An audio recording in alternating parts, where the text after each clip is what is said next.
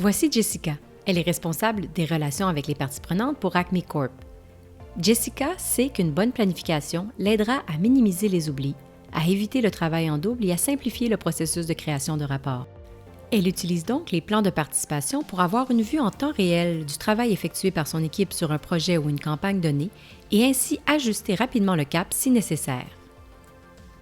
Dit simplement, la création d'un plan de participation permet à Jessica de structurer l'énorme quantité de données recueillies au cours de son projet.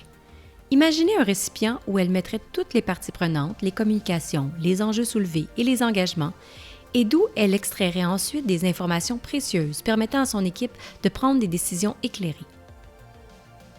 Ce qui est encore mieux, c'est que ce récipient peut prendre la forme que vous voulez au fur et à mesure que vous l'utilisez. Jessica doit mener une campagne médiatique. Son équipe contactera des journalistes pour leur présenter un communiqué de presse et rassemblera les informations publiées dans les journaux et sur les médias sociaux qui mentionnent leur organisation.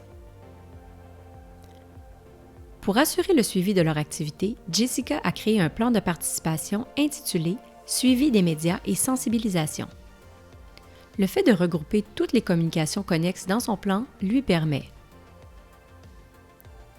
d'identifier les principaux thèmes, messages et enjeux qui surgissent, de mesurer la perception de la communauté en identifiant séparément les articles positifs et négatifs, de créer un registre concis de toutes les activités médiatiques pendant une période donnée, et d'identifier les principales parties prenantes, les activités médiatiques qui suscitent le plus d'engagement et la réaction de la communauté.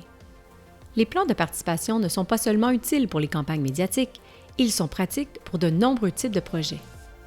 Lorsque Jessica travaille sur un projet d'infrastructure, par exemple, elle peut aussi identifier rapidement les parties situées à proximité d'une infrastructure donnée et les ajouter au plan de participation, et saisir ou accéder à ses tâches, ses engagements et ses communications depuis son application mobile lorsqu'elle travaille sur le terrain. Dans le cadre de son projet d'infrastructure, Jessica doit contacter 1058 entreprises qui seront touchées par un projet de construction de tramway. Plusieurs autres membres de l'équipe devront gérer ce grand nombre de parties prenantes.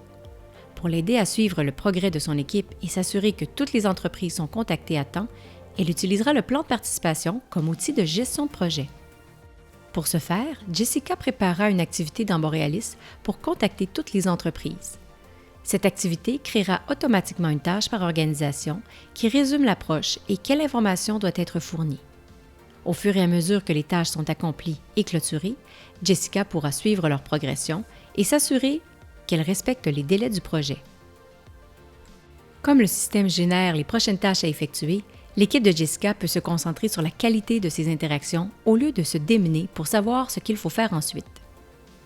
L'utilisation des plans de participation à leur plein potentiel offre une grande valeur stratégique aux organisations qui souhaitent adhérer aux meilleures pratiques de gestion des parties prenantes, créer des activités récurrentes et être plus proactives dans leurs actions de mobilisation.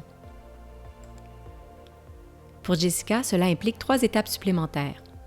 En incluant une analyse SWOT, Jessica et son directeur des affaires publiques peuvent être sûrs d'identifier où investir leurs efforts et ressources pour obtenir les meilleurs résultats. Dans un second temps, la définition d'objectifs et de jalons aidera Jessica à améliorer la planification. Les objectifs permettent à l'équipe chargée des relations avec le public de rester concentrée sur quand et comment elle réalisera ses principales priorités. Les jalons peuvent aider Jessica à détecter si les choses commencent à déraper afin qu'elle puisse rapidement réévaluer sa stratégie. Enfin, une réflexion proactive sur les succès et les échecs d'un projet permettra à Jessica d'intégrer ce qu'elle et son équipe ont appris dans les futures activités de gestion de parties prenantes. Ainsi, ses processus et sa planification s'amélioreront continuellement.